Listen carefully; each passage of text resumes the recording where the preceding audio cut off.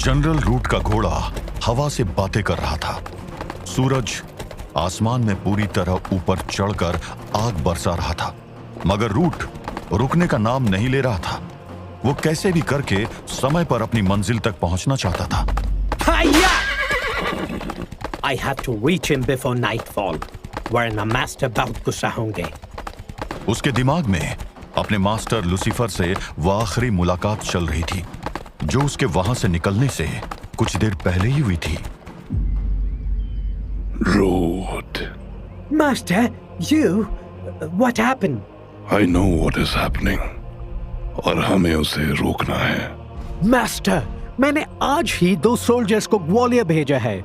सिंडियर्स हमारे allies हैं। I will get ammunition from there and then... उतना टाइम नहीं है। You'll have to do as I say. Okay, master. मैं सुन रहा हूँ। और फिर लूसीफर ने जो कहा, उसे सुनकर रूट को बिल्कुल भी यकीन नहीं हुआ। What? What are you saying, master? इस सब को कोई सेंस नहीं बन रहा है। सब समझ जाओगे, पर तुम्हें अभी निकलना होगा। अभी? Like right now? But कहाँ के लिए, master? And what do I have to do? तुम्हें भोपाल की ओर जाना होगा। भोपाल से ऑलमोस्ट 4 घंटे पहले तुम्हें वो आदमी मिलेगा जो हमारी हेल्प कर सकता है। कौन? मिर्जा अनवर। मिर्जा अनवर? भोपाल किंगडम का सिक्योरिटी एडवाइजर? वो सिर्फ एक सिक्योरिटी एडवाइजर नहीं है। He is a master of dark arts, a worshipper of my father, the Saturn himself. But याद रहे, उससे अपना काम करवाना इजी नहीं होगा। He is a tough one to bargain with. पर तुम्हें कैसे भी नेगोशिएट करना होगा। बिना उसकी हेल्प के everything will be lost. Everything I have waited for, plotted for and dreamt for. Don't worry, master. मैं आपको let down नहीं करूंगा। Then leave right now. हमारे पास टाइम बहुत कम है। Every second matters. Yes, master. I have to make master proud. मुझे timely Mirza Anwar तक पहुंचना है कैसे भी। जनरल रूट अपने मिशन को पूरा करने के लिए पूरी स्पीड से आगे बढ़ रहा था। दूसरी ओर सार्जेंट वॉल्टर्स दर्द से कराह रहा था। जब से हैरी ने उसे काट लिया था, तब से वो एक मामूली इंसान से जंगली भेड़िया बनने लगा था, पर इसका दर्द उसे सहन नहीं हो पा रहा था। प्लीज मुझे मार दो। Kill me but don't turn me into a monster. Please no. Please, मैं तुमसे बात कर रहा हूं। Please. You want me to kill? Yes, please. Please kill me. Walters, मैं तुम्हारी बात की रिस्पेक्ट करूंगा। I will kill. पर तुम्हें नहीं। मतलब? ध्यान से सुनो। कुछ सुनाई दिया? नहीं। ध्यान लगाओ। तुम अब नॉर्मल पैथेटिक आदमी नहीं हो। तुम मेरे जैसे बनने वाले हो। तुम्हारी सेंसेस स्ट्रांग हो रही है।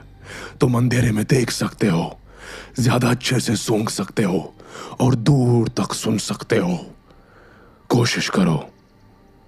सुनो कि बाहर से आ रही वो आवाजें क्या कह रही है।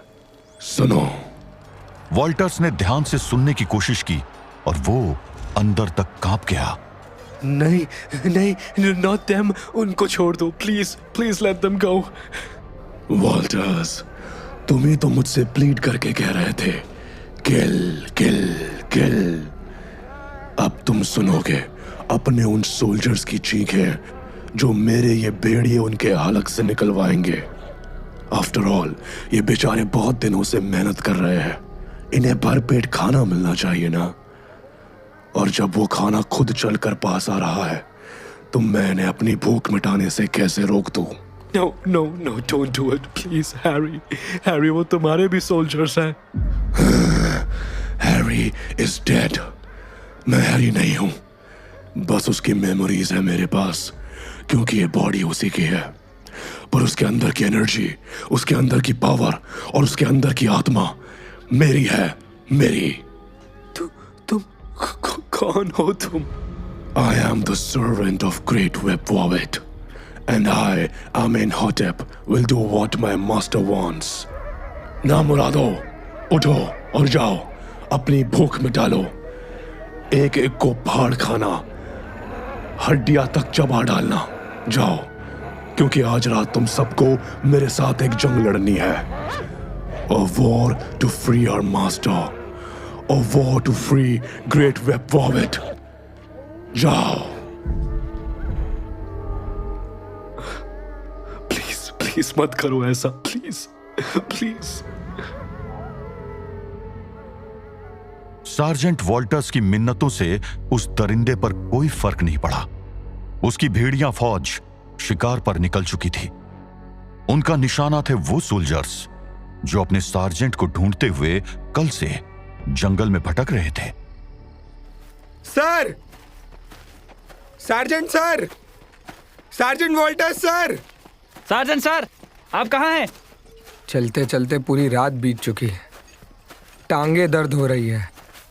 अब इतने बड़े जंगल में सार्जेंट सर को कहाँ ढूंढे? मैं समझ रहा हूँ, पर यही समय सबसे सही है उन्हें ढूंढने के लिए। रात में फिर ये जंगल खतरनाक हो जाएगा, इसलिए हिम्मत करके जितना ज्यादा हो सके उतना इलाका छान मारते हैं। मुझे एहसास हो रहा है कि सार्जेंट सर यहीं कहीं आसपास है। पर ऐसे भूखे प्यासे कब तक? वो सुना? हाँ, लगता है आसपास कोई भेड़ियों का झुंड है। भेड़ियों का शोर तो तेज होता जा रहा है। सब लोग सावधान हो जाओ, बंदूकें तैयार रखो। इनकी आवाजें तो हर तरफ से आ रही है, लगता है वो हमें घेर रहे हैं।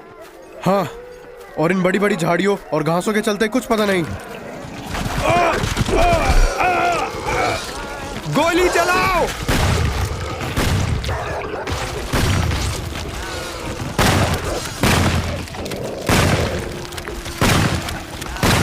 ये तो बहुत सारे हैं।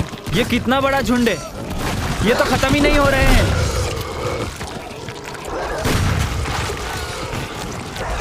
एक एक करके सैनिकों की संख्या कम होती जा रही थी। भेड़ियों की तादाद बहुत ज्यादा थी। जंगल में दिन दहाड़े मौत का तांडव हो रहा था और कुछ दूर गुफा के अंदर हताश बैठा हुआ सार्जेंट वॉल्टर्स उन चीखों को सुनकर और भी टूट रहा था।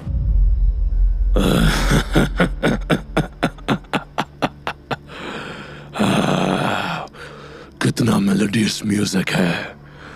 क्यों वॉल्टर्स, मजा आ रहा है ना? How can you do this? कैसे कोई इस मैसेकर को एंजॉय कर सकता है? कैसे? तुम मुझसे क्या एक्सपेक्ट कर रहे हो कि मैं तुम लोगों से कोई सिंपैथी रखूंगा? तुमने और उस ऑटोमेंस में कोई फर्क नहीं है। तुम सब ने मेरे फेरोज के टूम को अपवित्र किया है। तुम सब ने मेरे इजिप्ट को लूटा, नोचा, हमारे मंदिर तोड़ दिए, हमारी सिविलाइजेशन को खत्म कर दिया। पर अब हमारी बारी है। जैसे ही महान वेपविवाद एनुबिस की कैद से आजाद होंगे, पूरी धरती पर तुम इंसानों का यही हाल होगा। तुम सबके खून से महान वेपविवाद की पूजा की जाएगी और पूरी दुनिया में इजिप्ट की सभ्यता दोबारा राज करेगी। वो दरिंदा रात होने का इंतजार कर रहा था। उधर ड्रैकुला अभी भी उन अंधेरी सुरंगों में भटक रहा था, पर अब उस सुरंग में उजाला हो चुका था। देखा, बन गया काम। वैसे तो तुम रॉयल हो, पर एटिकेट्स बिल्कुल नहीं है तुम्हारे अंदर। क्या? और नहीं तो क्या, तुम्हारी हेल्प की मैंने इस अंधेरी जगह में आग जलाई और तुम्हारे मुंह से एक थैंक यू भी नहीं निकला। रहने दो, तुमसे उम्मीद करना मेरी गलती है। चलो, अब तो उजाला हो गया ना, अब जल्दी से रास्ता ढूंढते हैं और फिर यहाँ से बाहर। अनीता बोलते बोलते चुप हो गई। उसे कुछ ऐसा दिख गया था जिसकी उसने कल्पना भी नहीं की थी। ओह माय गॉड, ये टनल्स की भूल भुलैया कोई नेचुरल फॉर्मेशन नहीं है, ये बनाई गई है, इंसानों के द्वारा बनाई गई है। अमेजिंग। ये तुम्हें कैसे पता कि ये टनल्स मैन मेड है? अरे सिंपल है, ध्यान से देखो, इसका शेप देखो। ऊपर का हिस्सा आर्च शेप में है और वो भी बिल्कुल स्मूथ, जैसे किसी ने हैमर और चिजल लेकर इन टनल्स को कार्व किया है। Look at the finish. Walls कितनी स्मूथ हैं। अगर ये किसी नदी के बहाव या किसी नेचुरल कारण से बनी टनल्स होती तो इनकी वॉल्स बहुत उबड़ खाबड़ होती। तुम सही कह रही हो, इतनी स्मूथनेस नेचुरल फॉर्मेशंस में नहीं होती, पर अगर ये मैन मेड है तो फिर। ड्रैकुला गहरी सोच में डूब गया और अनीता उन टनल्स की वॉल को बारीकी से देखने लगी। कितना फाइन काम है। दीवारों पर एक भी जगह कोई बम्प नहीं, कोई रफ एरिया नहीं। कहीं ये वही मंदिर तो नहीं जिसकी मुझे तलाश है? पर यहाँ पर मंदिर जैसा तो कुछ दिख नहीं रहा। कोई आर्टिफैक्ट नहीं, कोई मार्किंग्स नहीं। कहीं ऐसा तो नहीं कि ये टनल्स उस मंदिर से कनेक्टेड हो? एक मिनट, यहाँ कुछ है। थोड़ा मशाल पास लाकर देखती हूँ। ये तो ऐसा लग रहा है जैसे यहाँ कुछ लिखा हुआ है। बहुत धूल जमा है इस पर। Vlad, mister Vlad. क्या हुआ? जरा 1 मिनट ये मशाल पकड़ोगे? क्या हुआ? अरे जितना कह रही हो उतना करो। कुछ तो बात है अनीता के बोलने में कि वो जिसके नाम से इंसान की रूह कांप जाए, वो ड्रैकुला किसी आज्ञाकारी बच्चे की तरह आगे बढ़ा और चुपचाप मशाल पकड़कर खड़ा हो गया। हाँ, यहाँ कुछ तो लिखा है। 1 मिनट, एक कपड़े से साफ करना होगा इसे। मेरे बैग में एक कपड़ा होगा। बहुत आराम से साफ करनी होगी धूल। पता नहीं पीछे की लिखावट कितने साल पुरानी हो। ज्यादा कस के रगड़ने से कहीं परत बनकर उखड़ न जाए। अनीता बहुत ध्यान से सुरंग की दीवार के उस हिस्से पर जमी धूल साफ कर रही थी और धीरे धीरे पीछे लिखे शब्द पढ़ने योग्य होते जा रहे थे। यहाँ तो कुछ लिखा हुआ है। रुको, मुझे पूरा साफ करने दो। हाँ, ये बस थोड़ा सा और। हाँ, हो गया। अब जरा मशाल थोड़ा आगे करना। पढ़ूं तो क्या लिखा है? ओम रामदूताय विद्महे कपिराजाय धीमहि तन्नो हनुमान प्रचोदयात्। ओम रामदूताय विद्महे कपिराजाय धीमहि तन्नो हनुमान प्रचोदयात्। Yes, finally. Thank you. धन्य है आपकी महिमा प्रभु, धन्य है। तुम्हें अचानक क्या हो गया? और ये किसको थैंक यू बोल रही हो? उन्हीं को जो हमें यहाँ तक लेकर आए हैं। लेकर आए? कौन लेकर आया है? एक ही तो है, मर्यादा पुरुषोत्तम प्रभु श्री राम।